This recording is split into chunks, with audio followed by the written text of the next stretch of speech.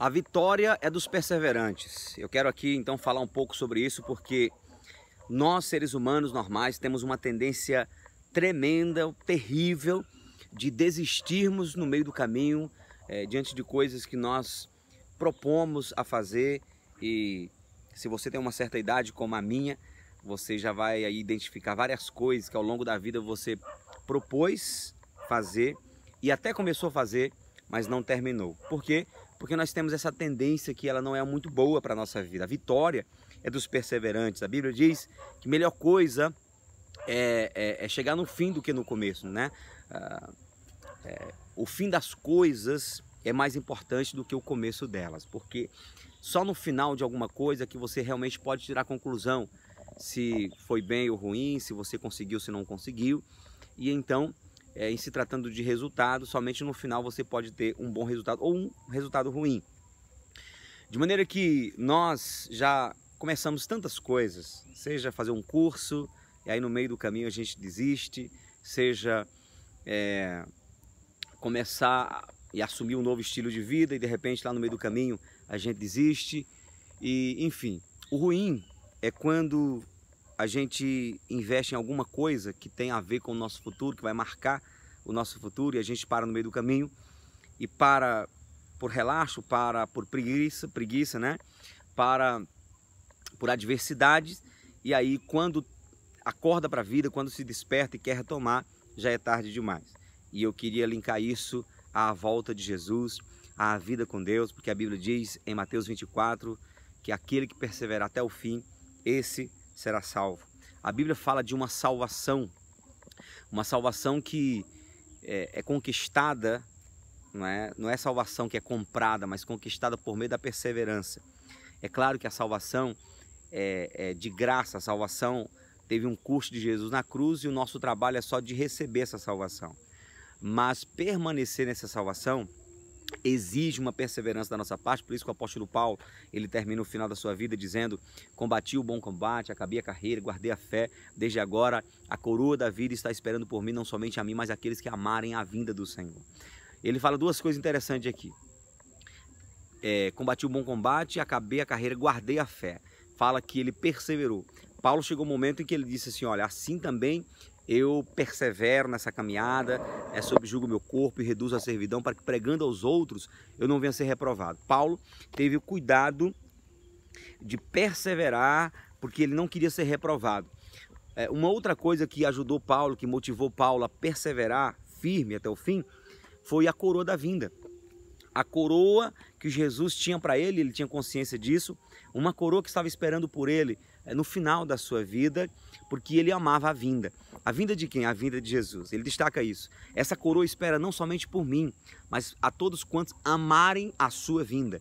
Então, amar a vinda de Jesus é importante, porque isso vai nos motivar a perseverar, a permanecer naquilo que, de fato, é a tônica da nossa fé.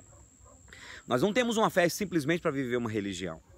Não temos uma fé simplesmente para mudar nossa rotina, sair de uma igreja para outra, não é? E aí frequentar semanalmente um ambiente religioso. Não, isso aí é um meio. A tônica da nossa fé é o arrebatamento, é a volta de Jesus, porque quando o arrebatamento acontecer, isso vai nos dar a oportunidade de inaugurar um tempo sem volta. Esse tempo, a Bíblia diz que é um tempo onde nosso corpo será transformado num corpo glorioso. Nós recebemos um novo corpo, receberemos um novo corpo, o corpo de um anjo, não é? A Bíblia diz que é um corpo sem corrupção, é um corpo sem a presença do sangue, sem a presença daquilo que é corruptível. Isso vai ser tremendo, porque é realmente o tempo em que vamos inaugurar a palavra que diz que não haverá angústia, não haverá dor, não haverá perseguição, não haverá morte, não haverá tristeza, porque Deus enxugará dos nossos olhos toda lágrima. Uma vez que recebermos esse corpo glorioso, acabou. Essa é a grande garantia que nós teremos. Quando recebermos um corpo glorioso, pode esquecer, nós não teremos mais e não correremos mais o risco de perder a salvação. Sim, porque se perde a salvação. A Bíblia fala sobre os apóstatas da fé, aqueles que apostataram da fé, abandonaram a fé. E aí muitos dizem: não, mas se você nasceu de novo, se um dia você entregou a vida para Jesus, é impossível você abandonar isso. É absolutamente possível, querido. Ninguém pode apostatar-se de uma fé que nunca teve. A Bíblia fala em Hebreus capítulo 6, de pessoas que experimentaram a palavra de Deus, os poderes do mundo vindouro, o Espírito Santo, e caíram e abandonaram a fé. É quando nós recebermos o corpo glorioso, isso vai ser um arrebatamento. 1 Coríntios capítulo 15, versículo 50 em diante, o apóstolo Paulo vai falar de um mistério, irmãos. Haverá um mistério tremendo, glorioso acontecendo, quando o nosso corpo, que é corruptível, será revestido de um corpo incorruptível, porque é necessário que aquilo que é corruptível se revista da incorruptibilidade, aquilo que é mortal se revista da imortalidade, para que então se cumpra a palavra que diz: tragada foi a morte pela vitória. Quando recebermos esse corpo, nunca mais experimentaremos a morte. É por isso que Jesus fala no capítulo 8 de João, que se nós guardarmos a sua palavra, nunca mais veremos a morte. A morte não terá poder sobre a nossa vida, pois não estamos debaixo da lei, mas debaixo da graça.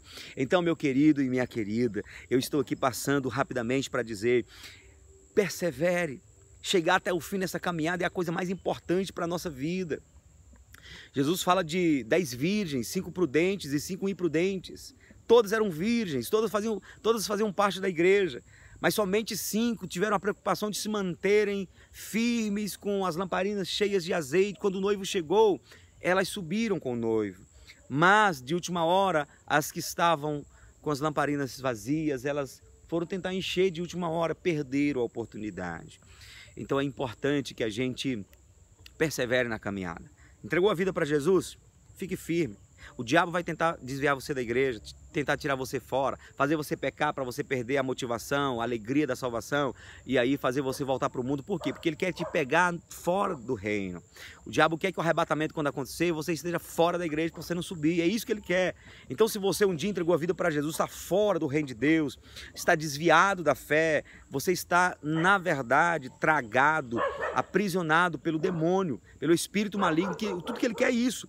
Por quê? Porque a vida é dos perseverantes, a vitória é dos perseverantes. Quem vai subir no arrebatamento? Os que perseverarem. Jesus fala, mandando um recado para as 7 igrejas da Ásia, ele diz assim: ó, ao vencedor eu darei que ande comigo, ao vencedor eu permitirei que se assente comigo no trono e rege as nações com cetro de ferro, ao que vencer, o que vencer.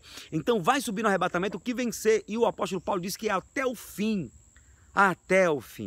Então, volto a lembrar, Mateus 24, versículo 12, 13, vai falar do acréscimo da iniquidade, por isso o amor de muito vai se esfriar, mas versículo 13, Jesus diz: aquele, porém, que perseverar até o fim, esse será salvo. O apóstolo Pedro diz que a tônica, o fundamento da nossa fé, o fim da nossa fé, é a salvação da nossa alma. Fique firme, não deixe que nada neste mundo te desvie do caminho, te faça retroceder. Jesus falou: aquele que põe a mão no arado e olha para trás não é digno do reino. Vamos ficar firme, porque no final das contas é isso que vai contar. Deus abençoe.